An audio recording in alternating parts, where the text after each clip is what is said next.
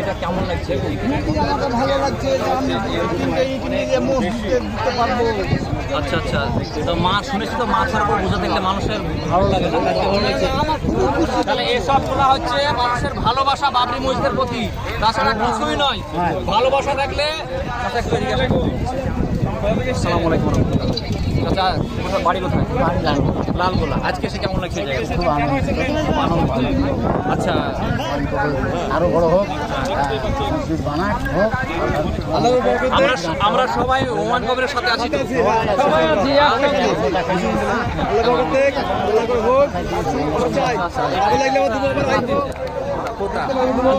কেমন লাগছে? এগুলো হচ্ছে মানুষের সব ভালোবাসা, ঠিক আছে? মানুষের ভালোবাসা। ভিডিওটা ভালো করে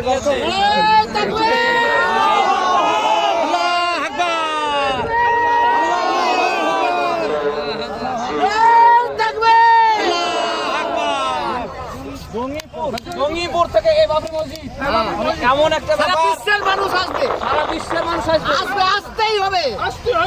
চাচা বলছে সারা বিশ্বের মানুষ আসবে, আর অবশ্যই আসবে, কারণ এইটা এখন আল্লাহর ঘর, আমাদের ঘর। আর এই বাবরি মসজিদ এখন হচ্ছে সব থেকে টপ জায়গা হচ্ছে আমাদের এই বেলডাঙ্গা বাবরি মসজিদ। সব থেকে দুনিয়ার সব জায়গা থেকে মানুষ আসবে এবং আসছেও।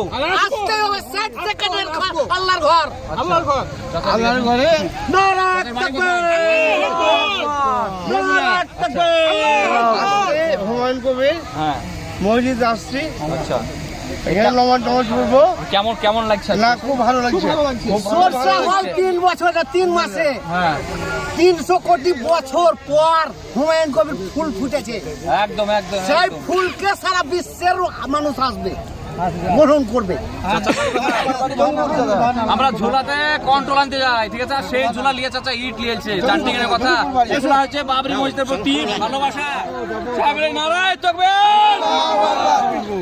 একটা এখন শব্দ এবং ধ্বনি থাকবে শুধু এই জায়গাটাই, যতদিন এই মসজিদ চলবে এবং একটা ধ্বনি থাকবে, সেটা হলো শুধু নারায়ে তাকবীর।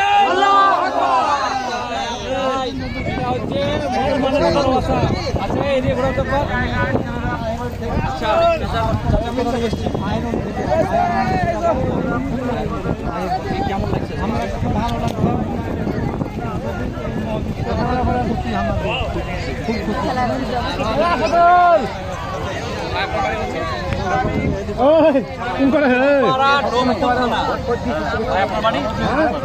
আজকে এসব আপনারা সবাই খুশি তো? এই যে হুমায়ুন কবির জিন্দাবাদ।